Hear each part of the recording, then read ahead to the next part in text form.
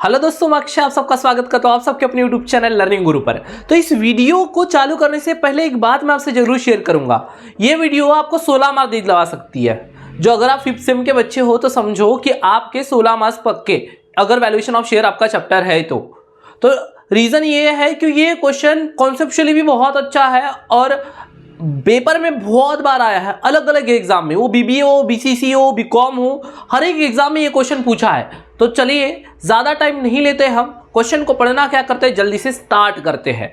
तो जैसे कि ये क्वेश्चन देख पा रहे होंगे, है बहुत छोटा सा दिखने में, तो पहले पढ़ लेते हैं, फिर मैं कॉन्सेप्ट समझाऊंगा और फिर इसको हम क्या करेंगे, सॉल्व भी करेंगे। 3 चीजें करेंगे, पहले पढ़ेंगे, फिर कॉन्सेप्ट समझेंगे, फिर सॉल्व करेंगे। तो पहले पढ़ ले, क्या बोलता है, द फॉलोइंग पर्टिकुलर्स। चलो मैं बड़ा कर देता हूं, आपको दिखाई दे अच्छे से, इसलिए तो मैं इसको बड़ा कर दिया। भैया बड़े हो जाओ, ये लो, और कर दूं बड़ा, तो ये लीजिए, हो गया बड़ा। तो चलिए, the following is a particulars, ये following is a particulars available for Sumant company limited. अब ये सुमंत कौन है मालूम नहीं, पर इसकी कंपनी है, तो इसके डाटा दिया है हमको। 55,000 9% प्रेफरेंस शेयर ऑफ 10 ईच, मतलब इसके 55,000 प्रेफरेंस शेयर है, 9% वाले हैं, और एक प्रेफरेंस शेयर कितने का है, 10 का है। अगर पैसे में बात करें कि पैसा कितना हुआ, तो 5,50,000 रुपए हुए। कैसे हुए 5,50,000, आप मुझे बताइए सर। 55,000 शेयर और एक शेयर 10 रुपए का, मतलब कितना हो गया, 5,50,000। इतनी बात आपको समझती है।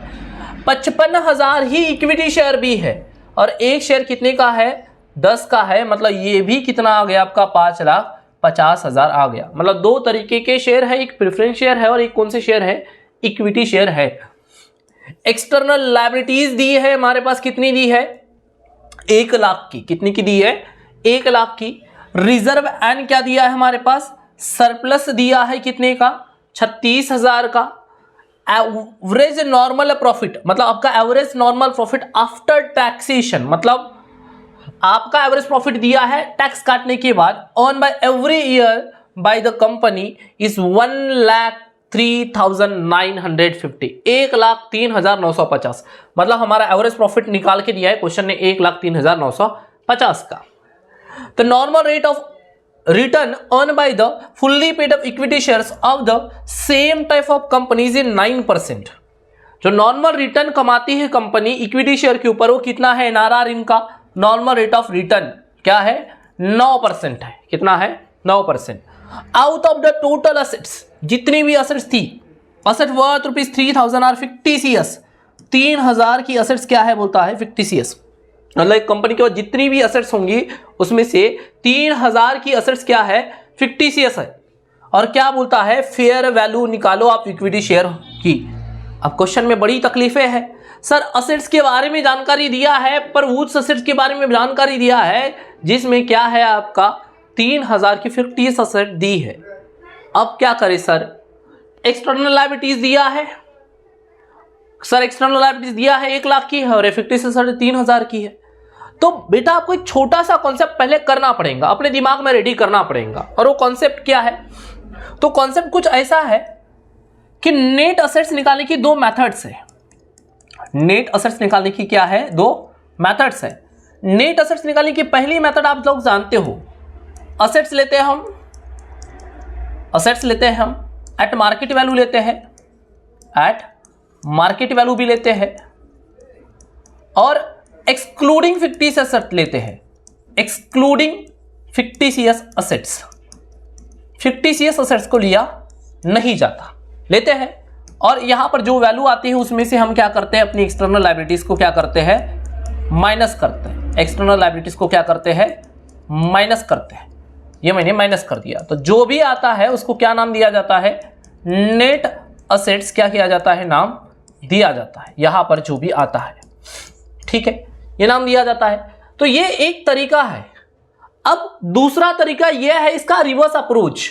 यहां पे आपने किसको नहीं लिखे, फिक्टिशियस असेट्स को, और यहां पे आपने किसको नहीं लिखे, इंटरनल लायबिलिटी को। तो नेट असेट्स निकालने का जो दूसरा तरीका है, जो इसका ऑप्शनल तरीका है, वो ये होता है कि हम क्या करते हैं, इंटरनल लायबिलिटीज लेते हैं। क्या लेते हैं, इंटरनल लायबिलिटीज लेते हैं। क्या ले लेंगे, इंटरनल लायबिलिटीज लेंगे और उसमें अपनी फिक्टिशियस असेट्स को, किसको, फिक्टिशियस असेट्स को क्या कर देंगे, प्लस कर देंगे। क्या कर देंगे, प्लस कर देंगे। तो आपके पास क्या निकल के आएगा, नेट असेट्स निकल के आएगा। जी हाँ, आपने जो सुने हो वो आपने सही सुने हो।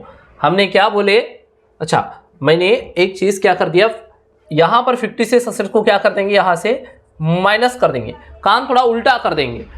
असेट्स में से अगर मुझे नॉर्मल नेट असेट्स निकालनी होती है, जो हमने अभी तक पढ़े, क्या करते थे, असेट्स में से एक्सटर्नल लायबिलिटीज माइनस करके नेट असेट्स निकालते थे। लेकिन नेट असेट्स निकालने का एक और तरीका है, क्या लो, इंटरनल लायबिलिटीज लो और उसमें से फिक्टिशियस असेट्स को क्या करो, माइनस करो। तो क्या निकल के आएगा, नेट असेट्स निकल के आएगा। सेम इस क्वेश्चन में वही करना है आपको। अभी आपको अपनी इंटरनल लायबिलिटीज में से आपको फिक्टिशियस असेट्स माइनस करना है। तो इंटरनल लायबिलिटी में देखो तो प्रेफरेंस शेयर होल्डर छोड़ दो, तो शेयर कैपिटल कितने की है, 5,50,000 की। रिजर्व एंड सरप्लस है आपकी, इंटरनल लायबिलिटी कितने की है, 36,000 की। और आपकी ये फिक्टिशियस असेट्स कितने की आई है, 3,000 की। तो इसी को हम यहां पर क्या करते हैं, बनाते हैं। तो ये छोटा सा आंसर मैं आपके लिए रख देता हूं ताकि आपको लिखने का तरीका क्या होता है ये पता चले, इसलिए एक छोटा सा इसको बनाकर मैं यहां पर डाल देता हूं, ठीक है, ताकि अगर कोई चीज लिखना कैसे गया है, अगर ये समझना हो तो आप उस कॉर्नर से देख सकते हो। तो हम यहां से लिखना चालू करते हैं। सबसे पहले क्या करेंगे, हम सॉल्यूशन में क्या लिखेंगे, वैल्यूएशन ऑफ, पहला पॉइंट क्या करेंगे, पहला point valuation of share, valuation of share by net assets method, net assets method. और फॉर्मूला जो होगा अभी क्या होगा, थोड़ा सा उल्टा होगा। अब हम लिखेंगे अपनी कौन सी लायबिलिटीज, इंटरनल लायबिलिटीज। तो इंटरनल लायबिलिटी में सबसे पहले अपन अपने लिख लेते हैं शेयर कैपिटल। क्या थी हमारे पास, शेयर कैपिटल, इक्विटी शेयर्स थे ना हमारे पास। तो सबसे पहले क्या लिख लेते हैं, अपनी इक्विटी शेयर कैपिटल। कितने थे इक्विटी शेयर कैपिटल, 55,000 शेयर, एक शेयर 10 का, तो कितना हो गया ये, 5,50,000 रुपए हो गए। उसमें इंटरनल लायबिलिटी में हमारा रिजर्व एंड सरप्लस भी था, रिजर्व एंड सरप्लस भी था। तो देख लेते हैं रिजर्व एंड सरप्लस कितना था हमारा क्वेश्चन में। तो ये देखते हैं आपका क्या गया, आपका कितना है ये रिजर्व एंड सरप्लस कितने का है। तो ये हमारे पास रिजर्व एंड सरप्लस आया है कितने का, 36,000 का। तो इसको कितना लिख देते हैं यहाँ पर, 36,000 लिख देते हैं। तो टोटल मिला के कितना आ गया, 5,86,000 आ गया। क्या आ गया, 5,86,000 आ गया। ठीक है, तो आगे बढ़ते हैं और समझते हैं नेक्स्ट चीज कि फिक्टिशियस असेट, ये हो गया हमारा इंटरनल लायबिलिटी। इसमें से अब अपनी फिक्टिशियस असेट्स को क्या करना है, आपको माइनस करना है। फिक्टिशियस असेट्स को क्या करना है, माइनस करना है। तो फिक्टिशियस असेट कितने की थी, 3,000 की। तो माइनस करवा दो, क्या बचेगा, 5,83,000। ये जो बचा ना, इसी को क्या नाम देते हैं अपन, नेट असेट्स नाम देते हैं। तो ये हमारी नेट असेट्स निकल के आ गई कितने की, 5,83,000 की। कितने की आ गई, 5,83,000 की। तो अभी तक हमने जो नेट असेट्स निकाले थे, असेट्स में से एक्सटर्नल लायबिलिटी माइनस करके निकाले थे, लेकिन अभी जो इंटरनल लायबिलिटीज में से फिक्टिशियस असेट माइनस करने के बाद भी क्या आती है, हमारी नेट असेट्स आती है। ये इस कॉन्सेप्ट, मतलब इस क्वेश्चन का एक कॉन्सेप्ट है जो आपको समझना है, इसलिए पेपर में 16 मार्क के लिए आता है, क्योंकि बच्चे इसको प्रिपेयर करके जाते हैं। आप लोग इसको प्रिपेयर करके नहीं जाते, यही तो आपकी गाड़ी अटक जाती है। तो आपको ये भी पता होना चाहिए। जो हो गया ये आपका नेट असेट्स आ गया, इसी को हम क्या कहते हैं अपन, यही हमारा क्या हो गया, ये किसके लिए हो गया, हमारा नेट असेट्स आ गया। यही हमारा amount available for equity share holder होता है। Amount available for equity share होता है, amount available for equity share holder बताया गया था आपको। तो ये चीज आ गई, पहला कैलकुलेशन हमने निकाल ली, amount available for equity share holder. फिर इंट्रिंसिक वैल्यू क्या निकालेंगे, इंट्रिंसिक वैल्यू, क्या फॉर्मूला होता है इंट्रिंसिक वैल्यू का, तो लिखते हैं amount available for equity share holder upon क्या करते हैं, number of shares, number of equity share लेंगे। तो कितना है ये, 5,83,000। क्या है आपका, 5,83,000। नंबर ऑफ इक्विटी शेयर थे 55,000 के। कितने के थे, 55,000 के। तो अगर मैं 5,83,000 को डिवाइड करता हूं कितने से, 55,000 से, तो ये मैंने उठा लिया कैलकुलेटर और यहां देख लेता हूं 5,83,000 को अगर मैं 55,000 से डिवाइड करता हूं, कितने से डिवाइड करता हूँ 55,000 से, तो मेरे पास आता है 10.60। तो ये क्या हो गई हमारी इंट्रिंसिक वैल्यू हो गई। क्या हो गई? Intrinsic value of share. वैसे ही हमें अब ये हो गई इंट्रिंसिक वैल्यू। अब हमें बात करनी है किसके बारे में? यील्ड वैल्यू के बारे में। तो यील्ड वैल्यू में हमारे पास क्वेश्चन ने क्या देके रखा है? एवरेज प्रॉफिट देके रखा है। आपका एवरेज प्रॉफिट कितना है? बोलता है 1,03,950 और टैक्स भी माइनस किया है। तो हमारा यहां पर एवरेज प्रॉफिट और फ्यूचर मेंटेनेबल प्रॉफिट जो हम निकालते हैं वो दोनों हमारे लिए क्या आ गया? सेम। तो मेथड कौन सी है हमारी? Yield method. आप अच्छे से लिखेंगे इसको, मैं लिख देता हूं। ये कौन सी मेथड यूज कर रहे हैं हम? यील्ड मेथड यूज कर रहे हैं। तो यील्ड मेथड में हमारे पास क्वेश्चन में क्या देके रखा है? एवरेज प्रॉफिट या एफएमपी भी हमें देके रखा है, जो कितने के बराबर है? तो कितना था अमाउंट? यहां से मैं देख लेता हूं क्योंकि वहां से अभी हम उधर चले गए हम। तो कितना था? 1,03,950 ये था आपका। इसमें से बस एक चीज आपको माइनस करना है याद से। क्या याद से माइनस करना है? 9% प्रेफरेंस शेयर होल्डर जो थे आपके, उसका डिविडेंड 9% प्रेफरेंस शेयर होल्डर जो थे ना हमारे, उनका क्या देंगे? डिविडेंड देंगे। तो 5,50,000 का 9% निकाल लो आप। ये 9% प्रेफरेंस शेयर होल्डर क्या है? डिविडेंड है। ये माइनस करना बड़ा जरूरी है, गलती यही होती है। तो ये कहां से आया वो भी देख लो आप। ये लिखा था 9% प्रेफरेंस शेयर होल्डर 10 के 1 है और 5,50,000 है। तो उसी अमाउंट को बस आपको यहां से क्या करना है? माइनस। तो इसका अगर मैं कितना परसेंट निकालता हूं? 9% निकालता हूं, तो यहां पर जो वैल्यू आएंगी वो आएंगी 49,000 कितनी?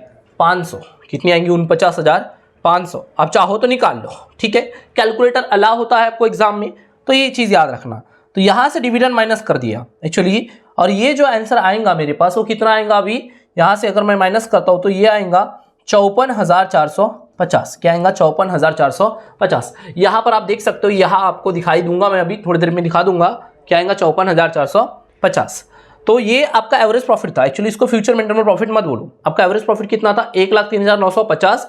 डिविडेंड माइनस किया 49,500 का, तो ये हमारा फ्यूचर मेंटेनेबल प्रॉफिट आ चुका है कितना? 54,450 का। अब काम आसान है, अब आप काम आपको आता है। तो अब आप किसको समझोगे? इस वाले पैटर्न से समझोगे। अब इस आंसर का आप यूज कर सकते हो, जो आपके लिए जरूरी है, क्योंकि आपको कॉमन कॉन्सेप्ट याद रखने पड़ेंगे। तो चलिए देखिए, यहां पर ये काम कर चुके हैं अपन। एवरेज प्रॉफिट आ चुका है, एफएमपी आ चुका है। तो फिर capitalize value of future maintainable profit का फॉर्मूला क्या होता है? एफएमपी अपॉन में नॉर्मल रिटर्न इनटू में क्या करना? 100 करना। तो आपका एफएमपी कितना आया है? 54,450। नॉर्मल रेट कितना था आपका? तो नॉर्मल रेट क्वेश्चन में दिया था 9% है करके, ये आप चेक करो। तो हमने यहाँ क्या लिख दिए? 9 इंटू में क्या कर दिए? 100। तो कितना आ गया? 6,05,000। अब यील्ड वैल्यू निकालनी है, तो 6,05,000 को नंबर ऑफ इक्विटी शेयर से क्या कर दिए? डिवाइड। कितने से? 55,000 शेयर्स थे। तो कितना आ गया? 11 रुपए। और फेयर वैल्यू पूछा था ना उसने, तो क्या करते हैं फेयर वैल्यू में? तो ये जो आपकी इंट्रिंसिक वैल्यू आई है और जो आपकी ये यील्ड वैल्यू आई है, उनको दोनों का प्लस करेंगे और डिवाइड कितने से करेंगे? 2 से। तो आंसर कितना आएगा? 10.80। आराम से इस क्वेश्चन को आप क्या कर सकते हो? बना सकते हो। इस तरीके से क्वेश्चन बनाया जाता है। अब बहुत सारे बच्चे बोलेंगे सर आपने पूरा क्यों नहीं बनाए? तो बेटा ये अंडरस्टैंडिंग आपको होनी चाहिए। अब हमारा ये पार्ट नंबर 4 हो गया, ठीक है। 5, 6 मतलब और 2 पार्ट हम बनाएंगे और ये चैप्टर खत्म हो जाएगा। तो अब आपको वो कॉन्फिडेंस आना चाहिए कि हम खुद क्वेश्चन को बना सकते हैं। जब ये कॉन्फिडेंस आएगा तभी ये बात बनेगी। इसलिए हम आपको समझा के दे रहे हैं और थोड़ा बहुत क्वेश्चन आपसे भी करवा रहे हैं। जितने भी इंपॉर्टेंट टॉपिक होते हैं, कॉन्सेप्ट होते हैं, सभी तो हम आपको बता ही रहे हैं। उसके साथ साथ हम आपको ये आंसर भी दिलवा रहे हैं कि किस तरीके से इसको बनाया जाता है। तो चलिए इस वीडियो में इतना ही रखते हैं। मिलेंगे हमारे नेक्स्ट वीडियो में और बात करेंगे एक नए टॉपिक के बारे में।